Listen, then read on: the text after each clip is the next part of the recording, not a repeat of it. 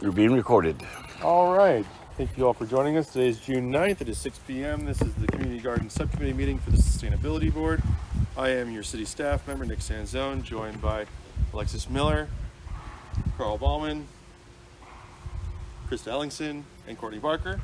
We have board members present as well as liaisons. We have board member Olivia, Eskendel, Benjamin Thacker, and Jazzy Hennings, as well as a community member who can make comments if she'd like to. Also a member of the community garden.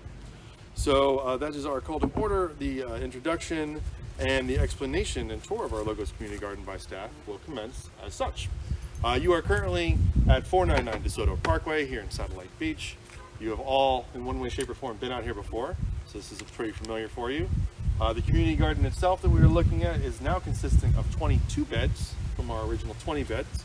Again, the beds were constructed by the Eagle Scouts. Sam, his name is on the pedestal over there, and another Eagle Scout as well. They designed the beds to follow the FIT garden bed design that was brought forward by our, at that time,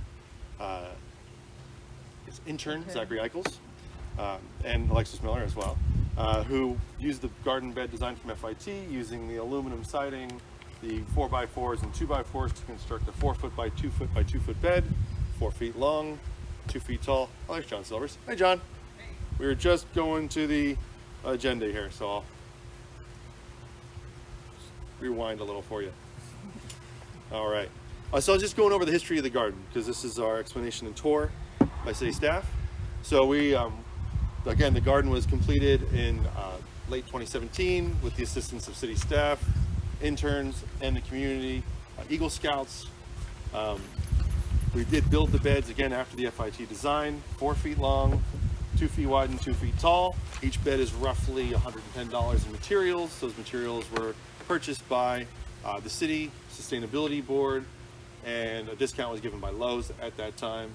The Sustainability Board brought the idea for the community garden to council that was approved. That idea came from community members.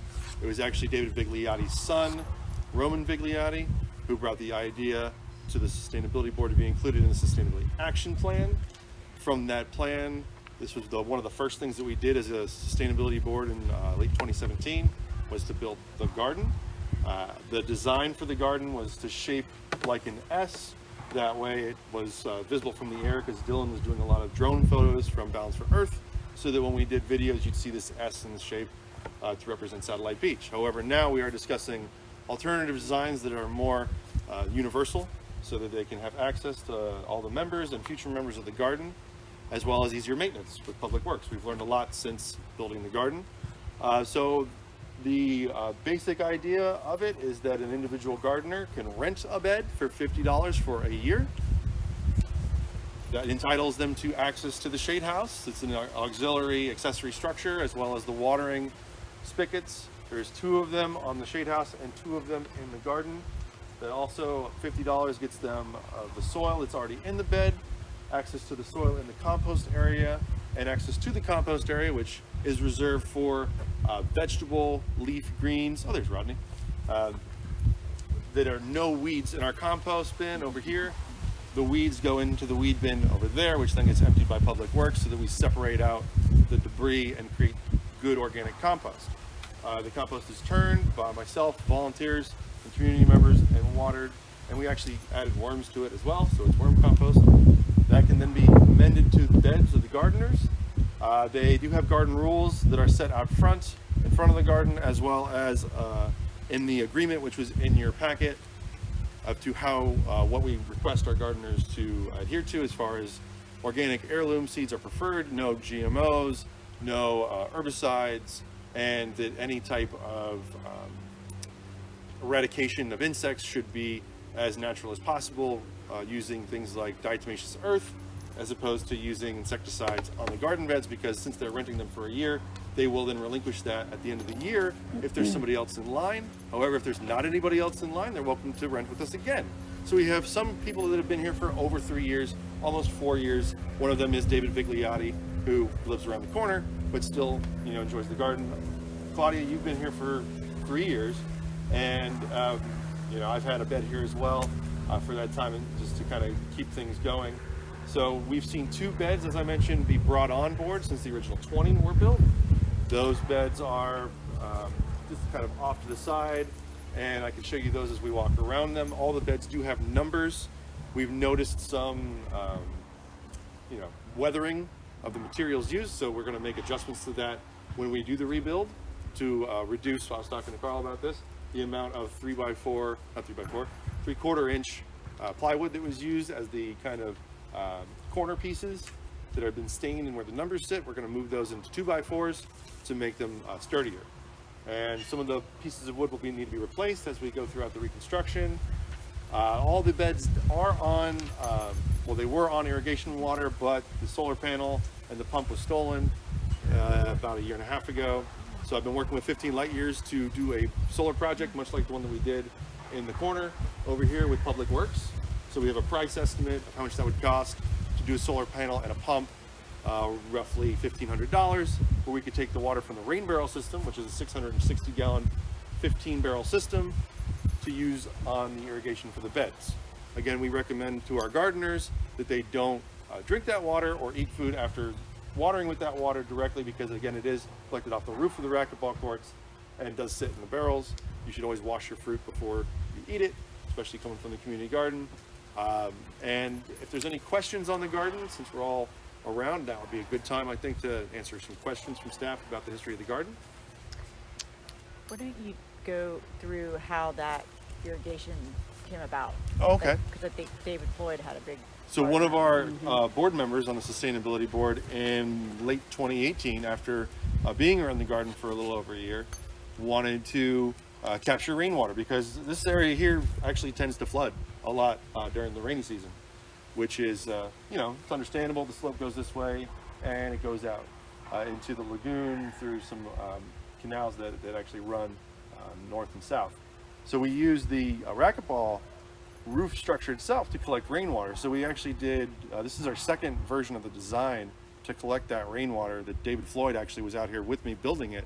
So we had a board member that had an idea, brought it to the board, got it approved, and then we came out and with staff actually built it. And we've improved it twice since then. The idea of it was to bring the water to the gardeners, to give them access other than the water that is from the spigots.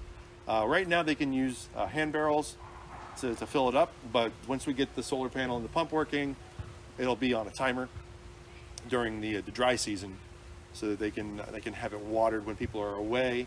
They can say, hey, I need to have my bed watered, and then staff can come out and turn it, or a volunteer can come out and turn it. So that was kind of the idea with David Floyd. Was one of our board members had an idea to help the garden. He brought it forward, it was approved, and then with staff we worked to make that happen.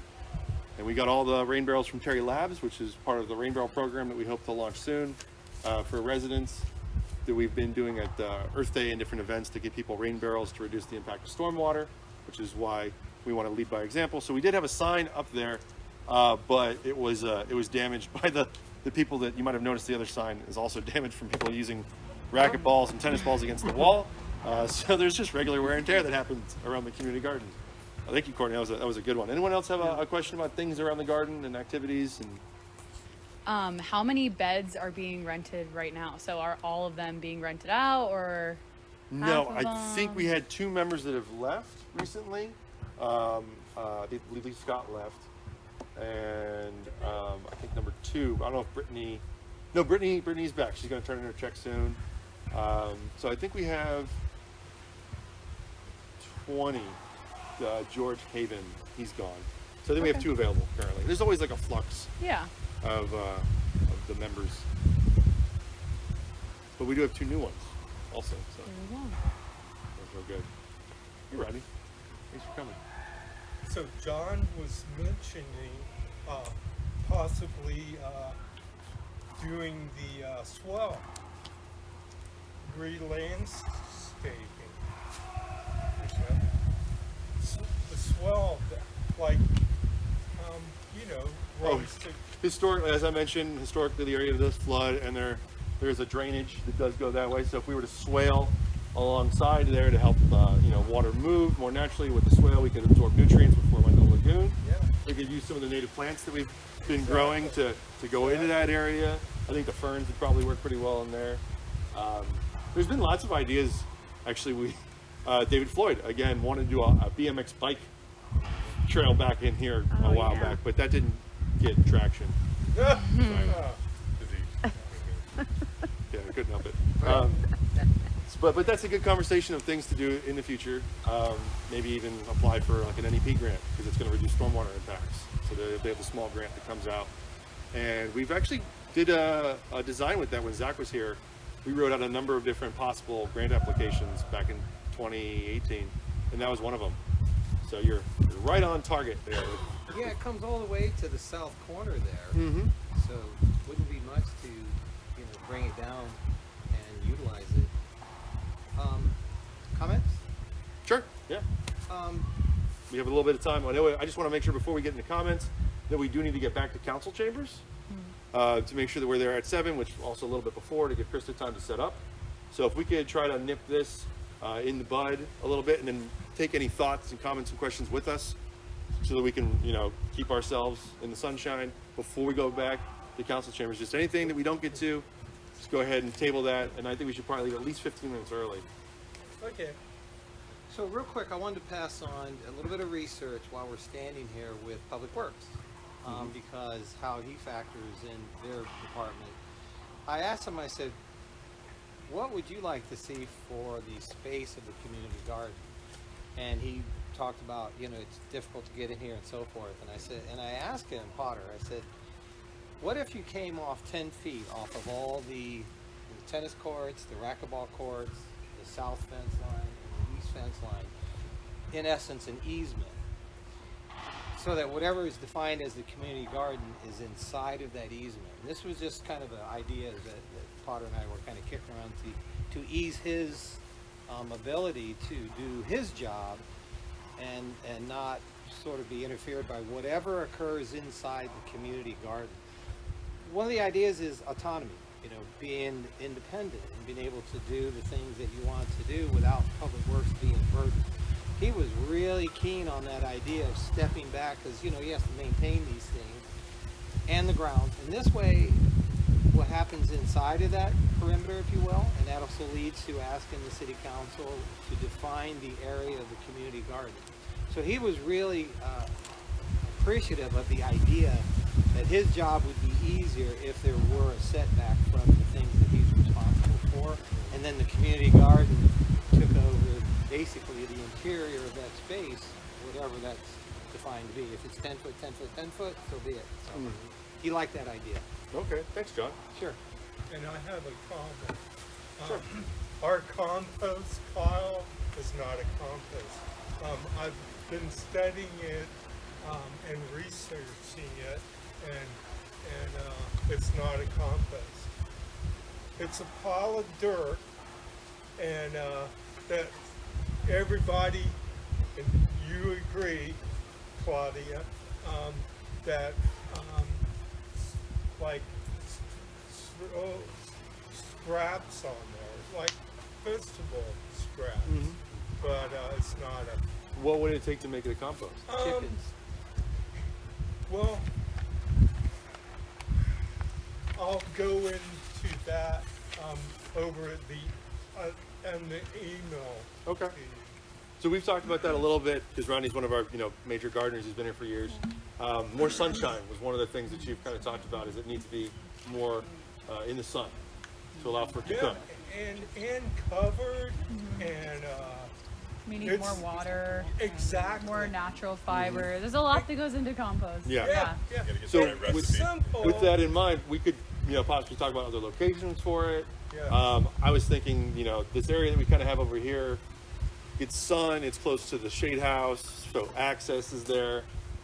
We could talk about, the water's right there as well. So if we moved some of the vegetation that we have kind of like around, we might be able to make space for it. So that it's still accessible by gardeners, not in the way, but also that one is good for Public Works because they could get the backhoe in there, and turn it. So I think if we kept it in a space that the backhoe could get to, that would be a good thing to kind of keep in mind when we're talking about new locations for it, because it's a lot of dirt. Yeah. Well, but it's Okay. Oh, so for the recording, Rodney is mentioning the compost, which is currently against the south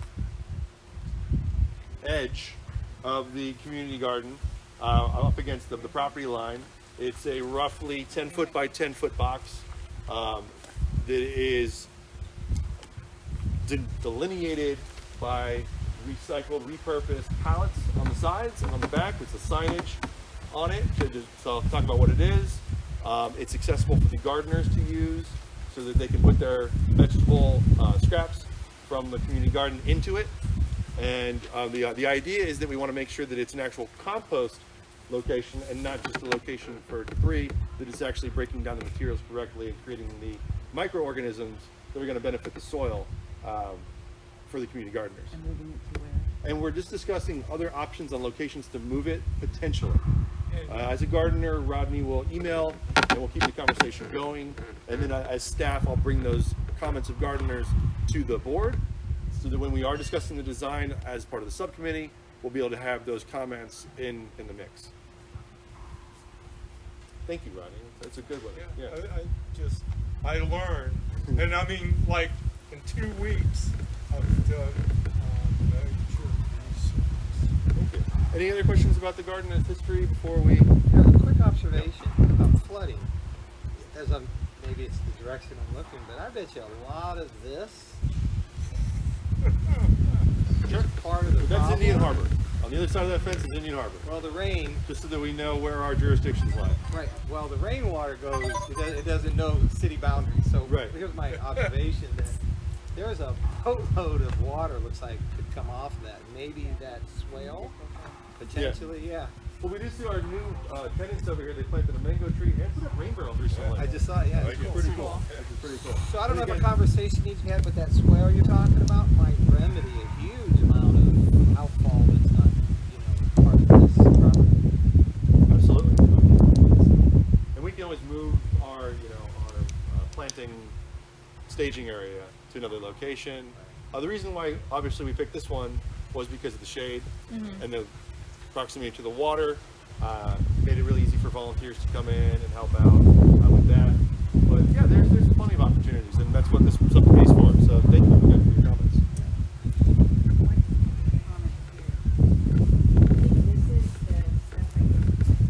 Hey, Courtney. Sorry. It's being recorded. Oh, We just, yeah. But, maybe a shed, Sure. a small shed Good idea. for the storage of stuff like that. Yeah, it's a great idea. Yeah, for the unsightly things that just, Yeah. Do some shelving for the pots, or Yeah. keep it neat. That was the idea with the repurposed pallets, was to try to keep it organized, but there is a certain amount of, visual aesthetics so people that pass by might not see everything. I did put it in our work order to remove the old pallets. We're, trying to keep those rotating in and out, as opposed to just keeping the plants on the ground, which if you keep them on the ground, then you get all this other growth on them as well, which, we already got to battle vines and stuff. So this just kind of helps keep it organized and clean. But we can definitely put up a shed and keep our tools safe. We did a small shed over there for some of our maintenance equipment with the Public Works, and Andy built that about a year ago. And it's been pretty functional. Maybe something bigger was required at this point. What is that? So that's our weed bin. So for the weeds that we pull for volunteers, they can put them in there, and then when Public Works comes around, they can empty that. Oh, sorry, Carl. They can empty that location, so it's all in one spot. I think some more signage too for Okay. different things like that would help explain to even if I know probably the gardeners know what it is, but if someone's just walking through here, they'd be like, oh, it's a pile of trash. I don't know. Yeah. But if there That's what I get. yeah, some better signage, I think maybe just random community members would understand a little bit more. Then I got a call about the mangrove beds Yeah. because they were empty at the time, and they were like, "Why do we have pools of water just sitting here as a mosquito trap?" So they don't, if you Yeah. don't have it labeled where people know what they are. Then, Yeah, I think signage is a great I'm gonna idea. put one right in that little square there on top of that. It's gonna be real nice. Are both of those concrete beds meant to be for mangroves? Yes. Okay. Yeah. Currently, that one's being used for the oaks. I see, yes, but I was just curious. But yeah, eventually that's gonna help salt acclimate the mangroves. Nice. because as we experienced in one of our mangrove plantings before, they can burn really easily when they're not salt acclimated. So that'll be for salt acclimation. Yeah, good, great comments. Signage, I'm taking notes on all the things that we're going to add to the staff. I'd like to make a couple comments. Yes, the gardener. I wanted to point out the rain barrels have been a real lifesaver. For some reason, the acidity in the water doesn't let the tomatoes grow as well in the swell water. Well water. And so by using the water from the rain barrels, I was able to almost double my tomato crop this year than last year. So that has been a real lifesaver. Also, my suggestion to you is you have a Facebook page and you can use social media to highlight different parts of the garden as you put the signs on order or as the signs get stolen, because we've seen that we've gotten a lot of stuff stolen here. That's the reason why we ended up installing the camera. But if you just maybe take a picture of that and you can say, guess what this is, and make it a game, make it educational, and every week you focus something different, or can you spot this somewhere in the garden and do you know what that's for? So maybe you can do education and social media together to educate people around here. Claudia. Claudia?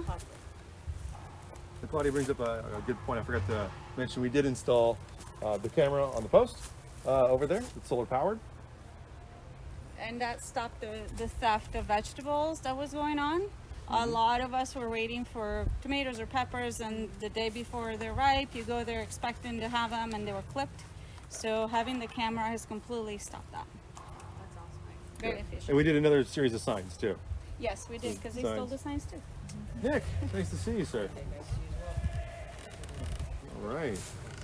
Okay, so we're just taking comments about the garden, gardener experiences and board member experiences and suggestions. So that's the spot that we're at right now. And then we're going to break and move to City Hall here in a little bit to do the second half. Great. So does everyone want to walk around for a minute before we go? I think this is probably a good time to just take a quick walk, get a little lay of the land, so that when we're talking about the redesign, the things I want you to take in mind are the existing structures, the racquetball wall and building there with the sidewalk. Think about how that's oriented as far as current access to the garden, how people are currently getting into it, potential new entrances, existing entrances, the rain barrels, the shade house. So how do you see this being a universal design with access to the community garden that could benefit the current gardeners, the future gardeners, and the garden And itself? the light. Don't forget, sun and shade play a big role in how we grow. So as you can tell, half of our garden is in the shade now.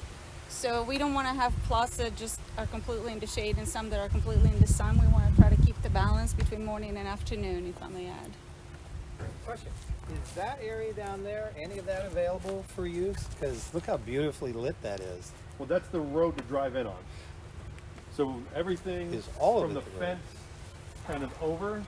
That's that's the trucks come in. If I order mulch or soil, that's where they have to come into. So on the left side of the oak tree that we're currently looking at, which would be the south side of it, that might be a good place for your swale, John. Yeah, be a good idea for that. As far as the garden though, as staff, I recommend that we keep it to the existing kind of footprint that we have, just for ease of access and delineation, not to sprawl too much away from the original design. As staff, that's just my recommendation. Is that available over there, that section to the east of the racquetball courts? So the green space currently, as staff, I recommend not expanding in that direction because the beautification board has written a grant to put a mural on that wall that faces east. There would then be a good green space to project movies onto, where we could have community garden events that the public can gather in that area and watch a movie. Or when we do have community garden events, that's usually where we set up tents for educators and things like that. So kind of having that open green space is beneficial. Again, as staff, I just recommend not going in that direction, but maybe, kind of just using what we have now until we need to spread out. Yeah. Additionally, when we get a lot of rain, that's where the water likes to Yeah. sit, so it gets pretty soupy. That's true It too. just wouldn't be great for any beds that we place there. It wouldn't be very comfortable for gardeners to stand in wet soil if they're trying to access their crop. So I kind of second Nick's recommendation of just avoiding that spot. In the fall, it's wet. So if you'd all like to take a walk around for 5 minutes, just remember, as board members, you're not going to talk to each other about the agenda items that we have. Just take mental notes, take written notes, bring them with you to the 7 o'clock meeting. Yeah. All right, go ahead, everybody. Enjoy the garden. Again, if you have any questions. Paper or pen, they're right here. There you go. Yeah, I don't know if you were looking for them, your pipe cutters.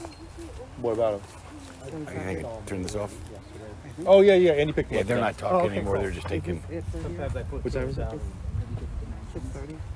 Yeah, I'm gonna Yeah, we get should those. probably, yeah. Hey, did you have a proposed layout or did you go over? We have talked about it before, but we'll talk more about it on the 7 o'clock. I hear you. So right now, it's just let your mind wander, and then we'll do staff recommendations.